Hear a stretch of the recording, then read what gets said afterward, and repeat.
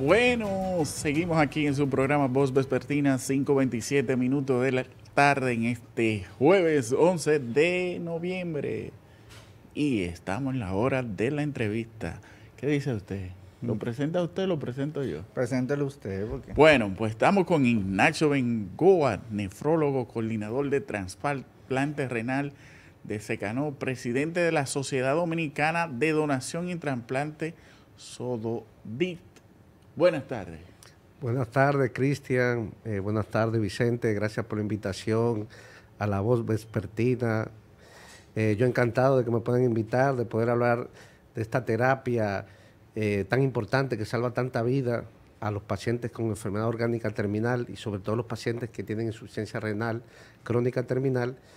Bueno, yo encantado. Aquí estamos para cualquier duda, cualquier inquietud del mundo del trasplante de riñón. Gracias. Doctor Bengoa, uno de los problemas que yo tengo entendido que tienen la gente de trasplante, no solamente los de riñón, sino en general, es que tienen que estar tomando medicamentos que suprimen las defensas para que no rechacen el órgano. Y eso los hace ¿cómo se dice? Inmunodeprimidos. Y en esta pandemia del COVID, en esta situación del COVID, ¿cómo eso ha afectado a los pacientes de usted? Mira, sí, cuando un paciente se trasplanta de cualquier órgano sólido, quiere decir riñón, corazón, hígado, páncreas, necesita un tratamiento para evitar que ese órgano sea rechazado por el cuerpo, y eso se llaman los inmunosupresores. Eso hace que, bueno, que los pacientes tengan una defensa más bajita, y el mismo hecho de haber tenido una enfermedad orgánica terminal significa que el paciente tiene una enfermedad grave y que tiene comorbilidades, y hace que el paciente sea de alto riesgo de infecciones graves o de complicaciones graves del COVID. Ejemplo, nosotros le hemos estado dando seguimiento a todos los pacientes trasplantados que han sufrido COVID en la República Dominicana. Tenemos aproximadamente 138 con una mortalidad bastante alta de 23%. Fíjate que la estadística que hay aquí de los pacientes normales es bajita, por debajo de un 2%, mientras que un paciente trasplantado, si se llega a infectar de COVID, aunque esté vacunado, tiene una mortalidad altísima. Entonces, por eso llamo a la conciencia de los pacientes trasplantados, pacientes inmunosuprimidos, pacientes con cáncer, también se consideran pacientes inmunosuprimidos, que sigan todas las medidas de aislamiento, lavado de manos, mascarilla, no romper, ser de forma estricta, seguir estas recomendaciones, que son las recomendaciones del Ministerio de Salud Pública, ya que si se llegan a infectar, probablemente puedan cursar con un COVID grave, ¿no? Un COVID agresivo, un COVID que lo pueda llevar intensivo y que tenga que intubarse y lamentablemente que pueda fallecer. Escuchaba usted hablar de páncreas. ¿Se trasplanta el páncreas? Claro. El páncreas, lamentablemente en la República Dominicana, no lamentablemente, se han hecho 2 trasplantes de páncreas. Sí, claro que sí, está indicado en los pacientes con una diabetes tipo 1, ¿no? que no producen insulina. El paciente pues tiene que tener una indicación precisa. Son pacientes generalmente que tienen neuropatía, nefropatía y polineuropatía, que tiene una afectación diabética muy importante, y se trasplanta el páncreas y es estupendo. Generalmente se puede hacer trasplante de páncreas-riñón, porque generalmente los pacientes están en diálisis, pero también se puede hacer trasplante de páncreas, sí, como no. Yo me formé en España y allá eso era un trasplante bastante habitual. Aquí se han realizado 2, lamentablemente el primero falleció, pero el segundo, este momento está bien, se hizo en la Plaza de la Salud. Sí, hay una enorme diferencia de la situación que vive España, obviamente, con los trasplantes y lo que vivimos aquí. Aquí no hay una cultura de donación de órganos ustedes han tenido muchos problemas para conseguir o para calificar a las personas que puedan recibir un órgano. Mira, Vicente, yo creo que se hace un esfuerzo, ¿no? Se hace un esfuerzo de tratar de crear muy bien esa cultura. Los dominicanos somos solidarios. Fíjate que en la República Dominicana se están haciendo trasplantes cadavéricos desde aproximadamente el 2008, que se creó el INCOR a través de una ley. Y fíjate que pues hacemos aproximadamente una media, vamos a decir de 2018 hacia atrás, 5 años, 55 trasplantes, mitad vivo, mitad cadavérico de riñón. Bien, de trasplantes de hígado se hacen aproximadamente entre 5 o 6 al año. Y fíjate que sí somos solidarios, lo que pasa es que, claro, tenemos que romper muchos tabús, ¿no? Porque fíjate que con ese gesto de amor, ese gesto de uno donar, después de haber fallecido esa familia, llenarse de amor y donar, puede salvarle la vida hasta 8 personas, 8 o 9 personas pueden salvarle la vida o mejorarle la calidad de vida. O sea que yo creo que sí, tenemos que cambiar esa mentalidad.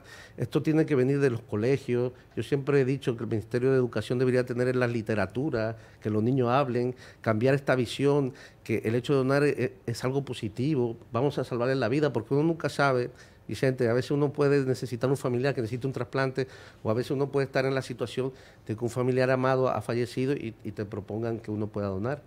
Bien, yo sí creo que, vuelvo y repito, la sociedad dominicana, la familia dominicana es solidaria, estamos aumentando, estamos mejorando. Puse el 2018 50, 55 trasplantes y tenemos una media hacia atrás de los últimos 7 años, porque en el 2019, a través de una campaña de crear esta cultura, llegamos a hacer 86 trasplantes, estábamos súper contentos, queríamos en el 2020 rebasar los 100 trasplantes. Y lamentablemente, bueno, vino el COVID y eso ha parado todo, todos los esfuerzos han sido para frenar esta pandemia.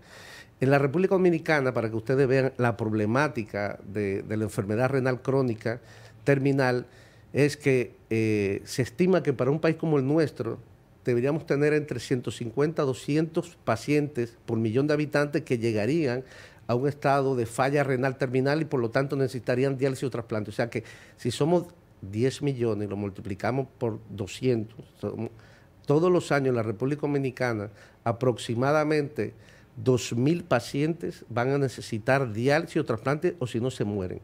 Y fíjate que si estamos haciendo 55 y en el 2019 hicimos 86, fíjate lo que tenemos que trabajar, porque déjame decirte que el trasplante, y esto creo que esto es muy importante que quede claro, el trasplante es la mejor terapia que sustituye la función del riñón. Porque el que se trasplanta, número uno, va a vivir más, eso está demostrado en todos los estudios. Si tú comparas pacientes en hemodiálisis, diálisis peritoneal y trasplante, y haces una curva de supervivencia, los pacientes trasplantados van a vivir más, eso está clarísimo. Y segundo, van a mejorar su calidad de vida. Yo no sé si ustedes conocen a alguien que está en diálisis, se tiene que trasladar a un hospital 3 veces a la semana, a sentarse a una máquina, a conectarse, tienen que hacer una dieta muy estricta, tienen restricciones hídricas, son muy dependientes del hospital, imagínate quién te va a dar trabajo mientras que se trasplanta. Bueno, pues todas las funciones que se pierden en el riñón se integran, el paciente vuelve a la vida, vuelve a ser un paciente útil. En fin, yo cuando trasplanto a los pacientes me dicen, doctor, he vuelto a nacer, y a mí me encanta, yo siempre digo que la consulta de trasplante es la consulta de la esperanza. Cuando hablamos de hacer un trasplante renal, por ejemplo, yo quiero donar un riñón, si existe la posibilidad en un familiar mío, ¿cuáles son las partes compatibles para poder hacer este tipo de...? Muy bien, Cristian, mira, eso es, Cristian está mencionando el trasplante de cuando uno quiere ser donante vivo. Por ejemplo, yo tengo un familiar y quiero donarle a ese familiar, por ejemplo, un riñón, tienen que ser órganos pares, se puede donar riñón, porque obviamente no puede donar corazón ni pulmón. Bueno, pulmón podría, hay algunos estudios. Hígado también se puede donar pero en niños pequeños, muy bien estudiados. Pero sí, el paciente para ser donante vivo, primero, según la ley 329-98, debe de ser mayor de edad. Primero, debe ser compatible con la persona que tú le vas a donar, compatible desde el punto de vista del grupo sanguíneo.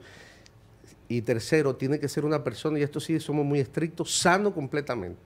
Sano completamente significa que no sea hipertenso, no puede ser diabético, no puede tener proteína en la orina, no puede tener sangre en la orina, no puede tener piedra, no puede ser obeso. Tiene que ser una persona que si dona ese órgano y si le extraemos ese órgano, ese riñón, él va a hacer su vida normal. Esto creo que queda muy importante porque hay gente que nace con un riñón y vive toda su vida y un día se hace una sonografía y tiene un solo riñón y tiene todo su análisis normal. O sea que una persona puede vivir perfectamente con un riñón. Y pues eso, nosotros primero tiene que ser mayor, tiene que ser una donación por amor, voluntaria, solidaria, y nosotros lo estudiaremos para ver que no tenga ninguna contraindicación, Cristian.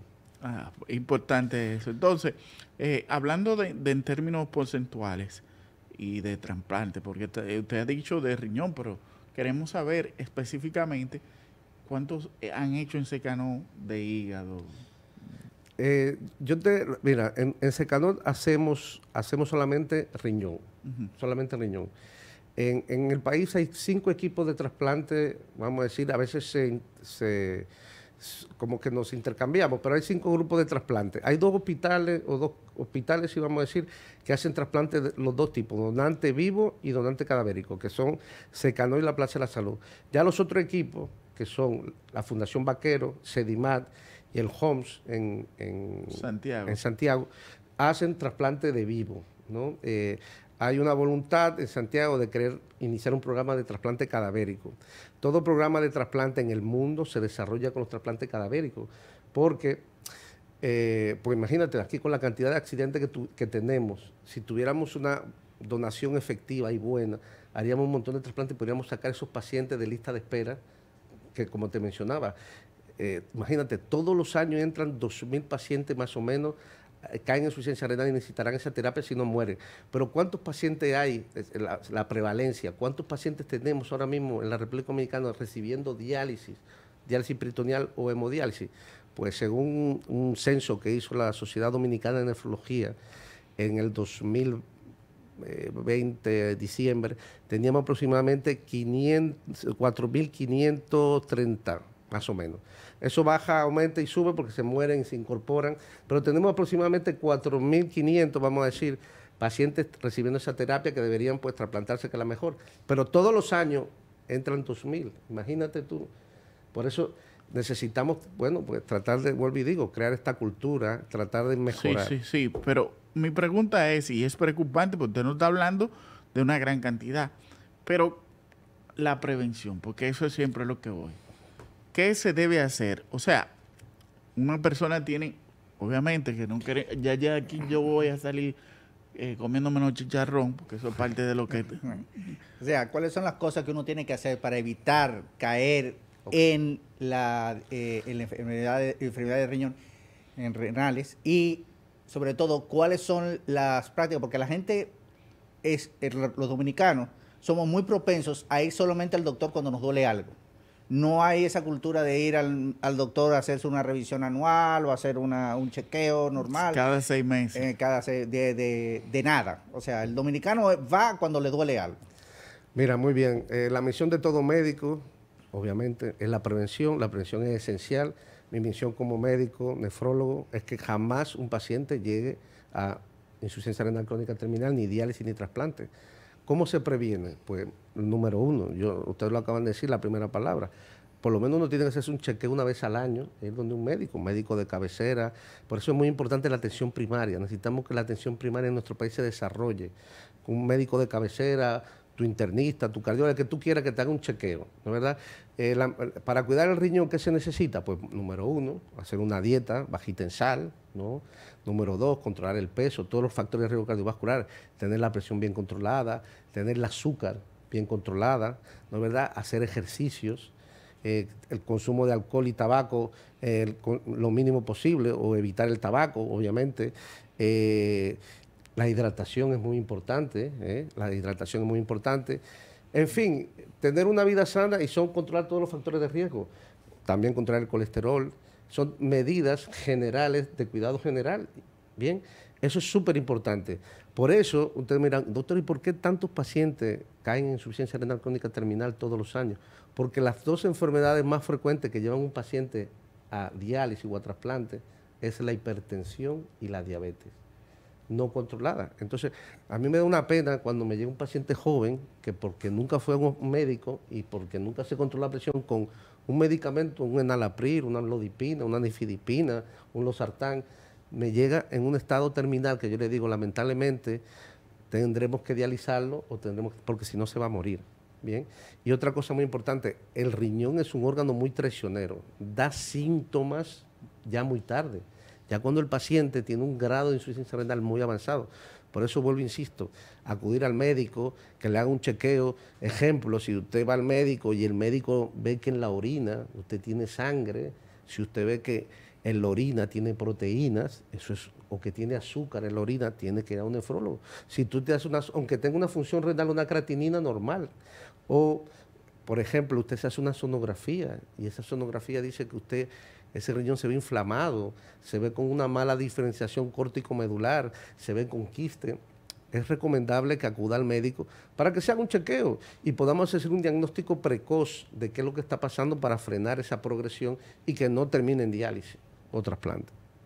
Importante lo que usted ha dicho aquí y es lo que realmente uno vive reclamando. Yo que no soy médico, pero yo bien pudiera ser un paciente con posibilidades porque yo sufro de colesterol alto. Trato de controlarlo, pero el ajetreo de la vida y los chicharrones siempre están ahí al ojo visor y uno, cónchale, cede, pero uno se controla y ingiere mucho líquido. Pero la gran mayoría de nuestro país no va en ese punto. Sí, como usted dice, esto es como la revisión técnica de un carro. Yo siempre digo, usted va a la consulta, lo vemos, si tiene colesterol alto se lo vamos a mejorar, si tiene la presión hay que controlársela, y usted mismo se da cuenta que su sistema cambia. Doctor, mire, me siento mejor. Y son recomendaciones básicas. O bueno, lo digo yo básicas porque lo entiendo que son básicas, pero es crear una cultura también de una educación alimentaria, higieno-dietética adecuada, ¿bien? Vuelvo y digo, porque lamentablemente, cuando a mí me da una pena terrible cuando un paciente pues me llega en un estado de falla renal. Por ejemplo, también, ¿qué puede dañar los riñones? Malformaciones de la vía urinaria. A veces eso es muy frecuente en los niños, que tienen malformaciones y hace que la orina se devuelva. Los niños generalmente o no deben de tener infecciones urinarias a repetición. Si un niño tiene infección, tiene que llevarlo al nefrólogo pediatra o al urólogo pediatra para que lo estudie. Puede ser que venga con malformación de la vía urinaria y si no se corrige, pues a los 16 años nos damos cuenta de que el paciente lamentablemente está en un estado de falla renal terminal y va a necesitar diálisis o trasplante, imagínate tú. Entonces hay un factor genético también en el asunto de las fallas renales, de las enfermedades renales. Es más propenso una persona que tenga un historial con familiares de problemas renal que tenga estos problemas. Sí, esa es otra de las causas. Las dos causas más frecuentes, diabetes y hipertensión. Después están las enfermedades autoinmunes, inmunológicas, que el sistema inmune empieza a atacarte. Ahí está el lupus, ahí están las glomerulonefritis, ahí están las vasculitis, las enfermedades del tejido conectivo. Después están las que tú mencionas, que son genéticas. Eso también existe. Doctor, mire, de parte de mi mamá, todos han muerto por problemas de los riñones, en diálisis, o de parte de mi papá. Ahí están. La enfermedad poliquística del riñón, ahí está el síndrome de Alport, ahí está la hiperoxaluria primaria, ahí está la enfermedad de Bourneville, que son enfermedades que claramente tú ves, ahí le ves toda la rama y claramente a esos pacientes, es más, y aquí hay que darle recomendaciones genéticas. Mire, usted va a terminar en diálisis porque terminan en diálisis, usted quiere tener un hijo que lo quiere llevar a diálisis. Aunque eso es una responsabilidad de pareja, también se deben dar recomendaciones genéticas de que usted va a transmitir esa enfermedad. ¿Ok? Eso es importante también. Ahora, como todo, es una decisión de familia, una decisión de pareja, ¿bien? Pero yo le digo, la insuficiencia renal crónica es una enfermedad dura, es una enfermedad considerada catastrófica porque abarca, ¿no? Tú no vas a dejar que tu familiar se muera. Tú tienes que llevar a ese familiar 3 veces a la semana a una unidad, acompañarlo. Eso es un costo. La República Dominicana, Vicente y Cristian, déjame decirle, porque yo es que me apasiono este tema, han tenido logros increíbles, sociales. Uno de ellos, que yo no sé por qué el presidente Abinader no lo promueve tanto, es que ha hecho una cobertura integral. O sea, todo el mundo está asegurado ahora. Y el trasplante renal está cubierto 100% por el seguro, aunque sea el SENASA subsidiado. Y le tengo una primicia también.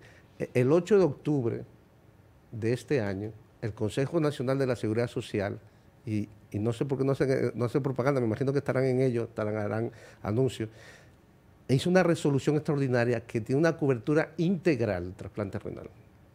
Todo el estudio pretrasplante, todo el estudio del donante y del receptor, tanto donante vivo como cadavérico, el trasplante y el seguimiento, con un presupuesto, o sea, con un dinero para gastar en esos pacientes de hasta de 3.5 millones, que eso es un logro increíble. Entonces estamos, todas las personas que tienen problemas renales, que tienen su seguro de no, o de cualquier tipo, están cubiertos, que eso es muy importante, porque ese es parte del costo de lo que estamos hablando. O sea, hay un problema de aquí de salud y de asistencia de salud y del costo que representa para el dominicano. Y que eso, mira, del trasplante es tan favorable porque muchas de las personas que están padeciendo esta enfermedad tan crónica han tenido la nefasta final de morir en una máquina Sí.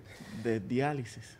Mira, vuelvo y te digo, los logros, esos logros sociales, esos son años de batalla, porque en el 2018 fue que se incluyó la capacidad de que el seguro pagara al donante vivo, porque antes los seguros decían, bueno, si usted quiere que su familia le done, ese paciente es una persona sana, nosotros no lo cubrimos. Y entonces teníamos esa dificultad. Ese paso lo logramos y ahora ya universalizamos. Esto es un logro increíble, un logro de muchos años de lucha. Los pacientes en diálisis lo saben y ahora hay que motivar. Claro, lo que sucede es que el COVID ha frenado, ¿no?, toda la parte de donación y trasplante, pero esperemos que en los próximos años podamos sacar. Y le voy a decir una cosa, Cristian, algo más provocador aún. El trasplante es mejor terapia porque va a vivir más el paciente, va a mejorar la calidad de vida, y lo más provocador aún es que el trasplante es más barato para la sanidad pública, para el sistema de salud. Un paciente trasplantado, el primer año le sale al seguro o al Estado, si tiene que cubrir el Estado, entre 1.200.000 pesos. En un paciente en diálisis, que es obligatorio, si no se muere, le cuesta al Estado 1.100.000. Tú dirás, bueno, el primer año es un poco más caro, pero al segundo año, el trasplantado solamente va a recibir la medicación, que son entre 250 a 300, mientras que el que esté en diálisis siempre va a costar 1.000.000 y más, porque se va complicando y se va deteriorando.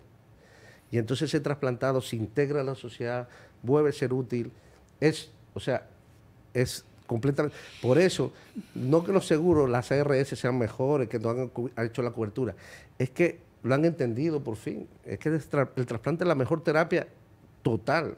Y por eso necesitamos, y ahí volvemos a lo de antes, sin donante no hay trasplante. En el caso particular, usted hablaba de los cadáveres. En el caso de los accidentes de tránsito, que mueren personas y quizás los órganos quedan hábiles, ¿cómo podría ese permiso entenderse?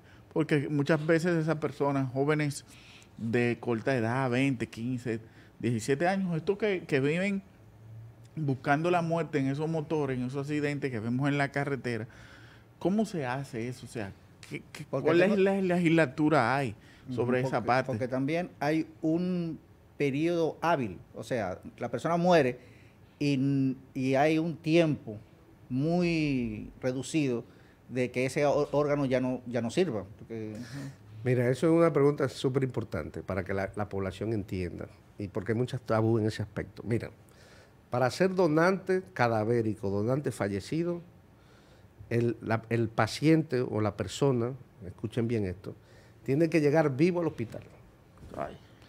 Tiene que llegar vivo al hospital y tiene que llegar grave. Y tiene que llegar grave porque tiene que ingresar a cuidado intensivo y tiene que estar intubado. Eso de que el paciente se murió en un patio de una casa, de una finca, y se cortaron los órganos, se llevaron corriendo, esas son las películas. Que amaneció en una tina llena de hielo y de que no tenía riñón, esas son películas. El paciente tiene que llegar vivo al hospital y nosotros como médicos vamos a hacer todo lo posible por salvarle la vida, porque esa es nuestra misión. El paciente llega grave, vivo, llega intensivo, hay que intubarlo, ¿no es verdad? Porque en el momento que se muera, porque nosotros vamos a estar luchando por salvarle, pero el paciente se va a morir, porque para ser donante cadavérico es que se murió, no que está soñando, no que está en coma, que está durmiendo profundo, es que se murió, hizo un diagnóstico de muerte, ¿correcto? El paciente está intubado. A ese paciente hay que hacerle análisis para ver si esos órganos sirven, porque ahorita le quito yo ese riñón, está peor que el que se lo va a trasplantar. Hay que hacerle prueba a ver si no tiene un SIDA, una hepatitis, hay que ver que no tenga cáncer, hay que ver que no esté infectado, ¿no es verdad?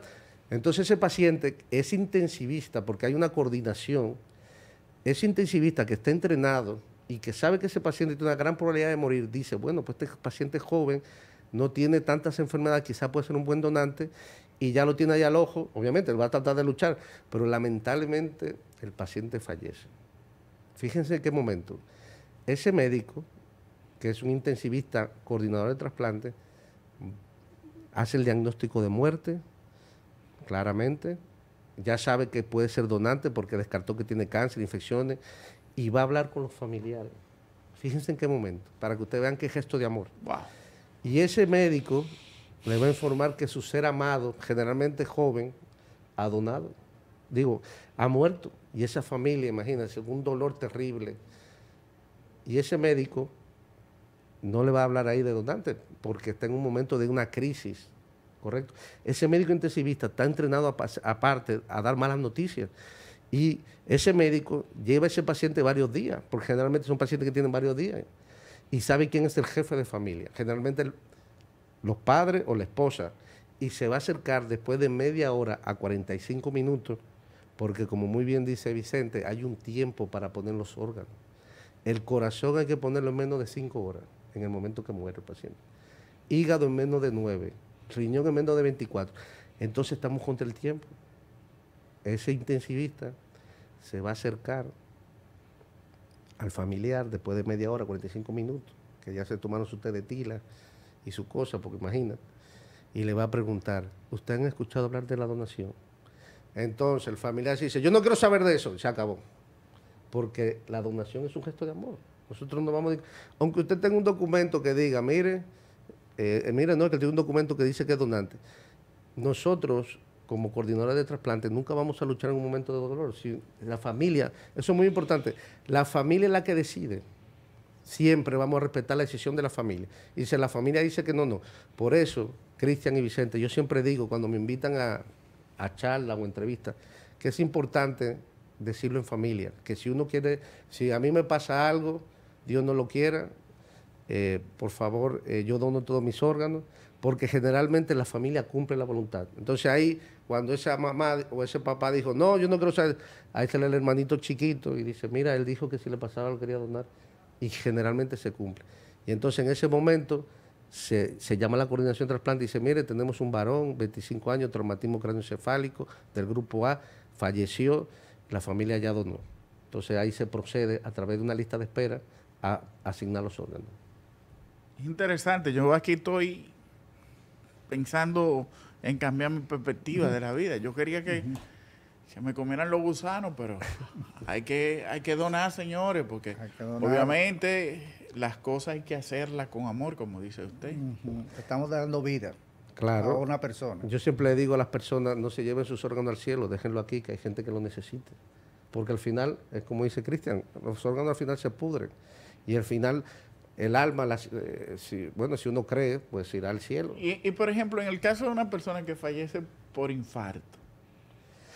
Sí, ese es un tipo de donante que no lo hacemos aquí en la República Dominicana, que se llama donante a corazón parado. Eso es un tipo de donante que es una logística un poco complicada, yo espero que en el futuro lo tengamos. Es un paciente que hace una parada, se reanima rápidamente, una reanimación básica, después tiene que venir una reanimación avanzada con intubación, y después de 30 a 45 minutos que se ve que no sale, entonces vienen unos médicos especialistas, lo intuban, etcétera, y se lo llevan, y se hace ¿cómo se llama? Una canalización y se mantienen los órganos oxigenados, y después se habla con los familiares. En ese caso se puede donar riñón, hígado, no se puede donar corazón, obviamente, porque se dañó el corazón con el infarto, pero eso es un donante viable. Es una donación más compleja, pero de momento en la República Dominicana no lo hacemos. Esperemos que en el futuro lo tengamos, ¿bien? Pero sí se puede, donante a corazón parado, pero ahora mismo en la República Dominicana no se hace.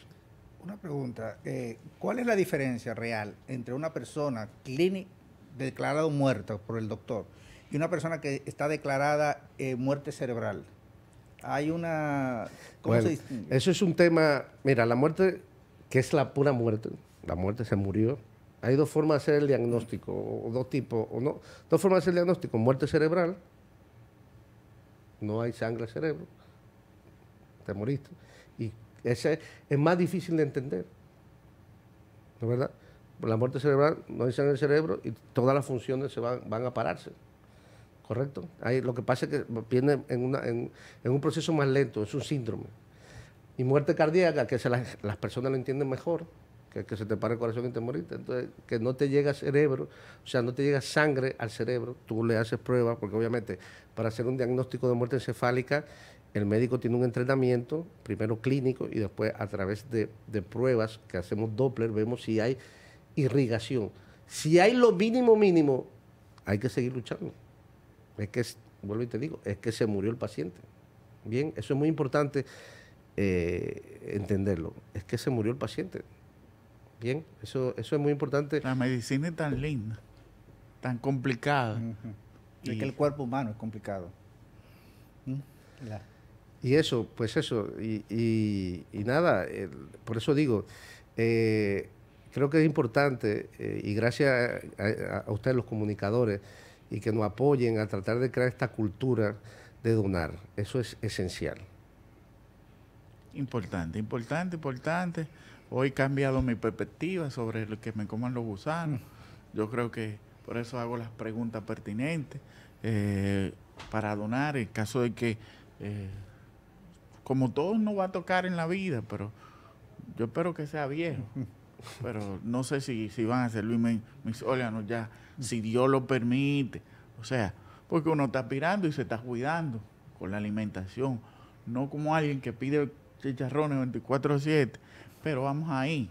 En realidad, este ha sido un programa que tenemos que tenerlos ahí, porque obviamente nuestro país necesita de mayor sensibilidad, más humanismo, porque debemos seguir cultivando esta idea, y como lo hacen en otros países. Ya usted ha dicho que en España es común hacer donaciones.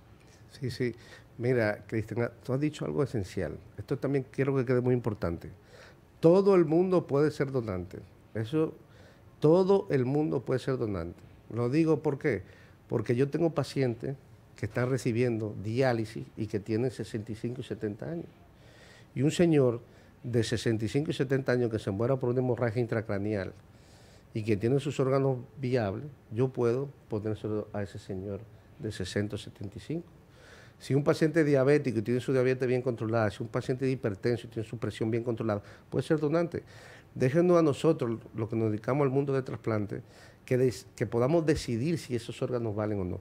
Por ejemplo, si un paciente es hipertenso, diabético, tiene 55 años y murió por un accidente, yo diría antes, pues quizás se hubiera descartado, pero ahora yo le hago una biopsia, eso tiene unos parámetros, y yo puedo, si ese órgano es válido, lo puedo trasplantar a un paciente que lo necesite, y que eso le va a mejorar la vida y le va a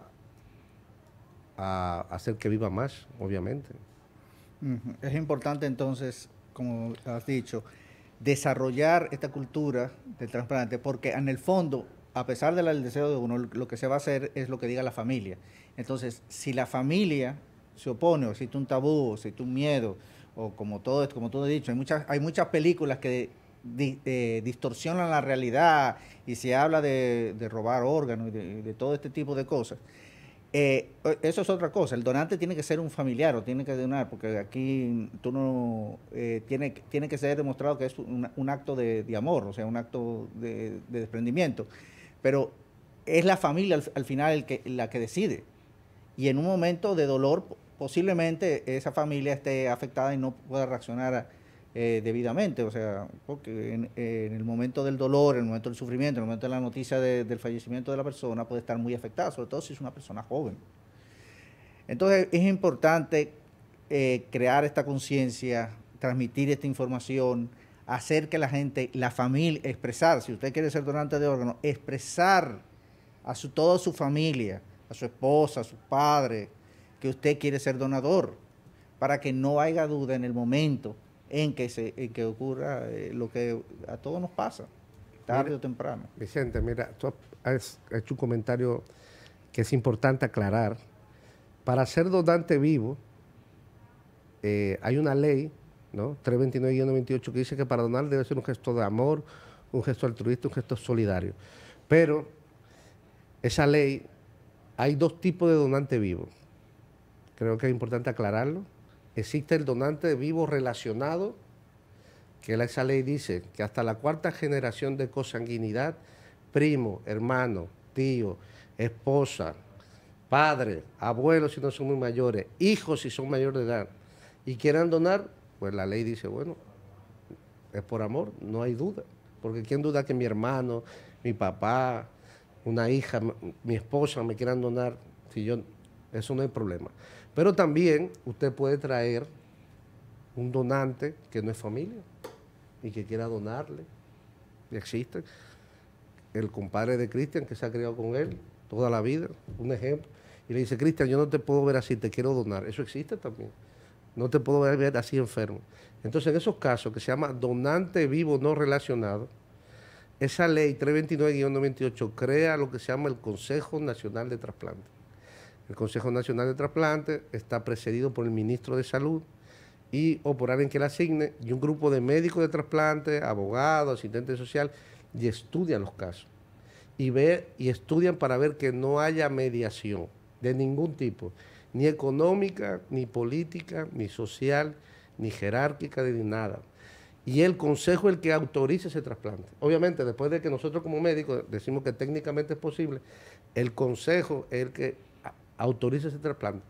El consejo, por ley, se reúne cada 2 meses y después que estudia el caso, después que manda un asistente social a las casas, su levantamiento, el consejo vota y dice, sí se puede hacer trasplante, no hay mediación o no se puede, hay mediación. Y miren, yo le voy a decir una cosa, se ve clarísimo cuando hay mediación, ¿bien? Por eso yo siempre le digo, cuando traen un donante que no es familia, que por favor lo hagan de forma transparente, porque nosotros dependemos de esa transparencia. Y fíjate cómo esa familia en el donante cadavérico se llena de amor y dona. Fíjate tú cómo, qué gesto de amor, qué gesto de desprendimiento. Por eso, gracias a Dios también, gracias a esa ley tenemos una lista de espera. Si quieren podemos hablar de la lista de espera. Hay una lista de espera y cómo esa lista de espera se maneja. Mire, yo conozco un caso de una persona que estaba muy mal, inclusive creo que un hermano, porque hay cosas de familia, falleció por problemas renales y su esposa le donó un riñón. Sí, eso. Yo tengo varios pacientes que su esposa le ha donado, su hija, su hijo, su abuela. Se estudian, claro. Siempre, eso es un gesto bellísimo. Yo siempre digo, usted le va a dar vida otra vez.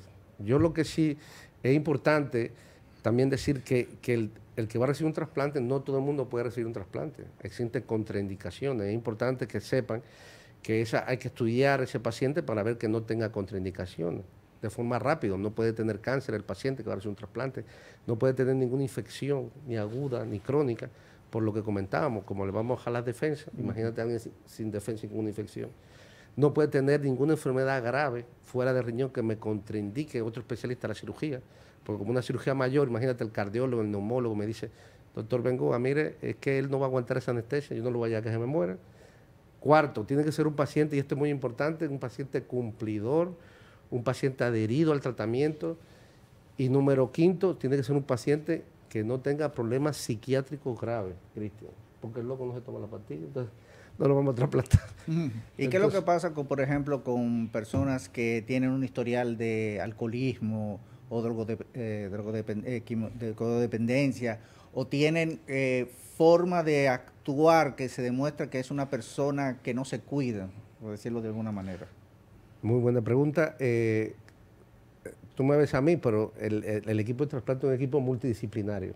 Urólogo de trasplante, cirujano de trasplante, nefrólogo de trasplante, infectólogo de trasplante, anestesiólogo de trasplante, médico de la psicólogo y psiquiatra de trasplante. O sea, necesitamos una valoración, obviamente, con el psiquiatra y que me diga si él está en condiciones de recibir un trasplante. Porque imagínate tú que se lo done su hermano, que eso es un sacrificio, tú sabes, tu hermano te lo dona, y tú sabes que es lo que un loquito y lo que va a hacer es que se va a poner ahí, va a perder el injerto, porque el paciente que no cumple, porque yo siempre se lo digo, mire, lo vamos a trasplantar y usted se va a sentir nuevo, y ahí arrancan a hacer y a deshacer.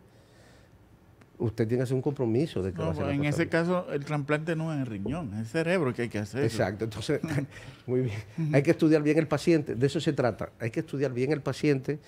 Y si tiene una contraindicación, ponte tú desde el punto de vista de psiquiatría, pues lamentablemente habrá que manejarlo. Pero yo le digo, es que la enfermedad renal es tan dura que hay que siempre, yo soy de la gente que hay que darle la oportunidad, hablamos con psiquiatría, que usted cree si lo medicamos y tratamos de buscar la solución. a veces los pacientes, con tal de salir de ese sufrimiento, pueden hacer un cambio. Yo lo que siempre digo es que hay que luchar, hay que tener esperanza y bueno, hacer todo lo posible por tratar de trasplantarlo. Obviamente, si tiene una contraindicación, no lo haremos. Interesante lo que hemos conversado en estos minutos aquí. Informaciones importantes para la población en general. Y ya usted lo ha dicho, en República Dominicana al menos hay 4.000 personas padeciendo problemas renales solamente. Y de otras donaciones, dígase usted, pulmones, los pulmones, los corazones, páncreas, hígado.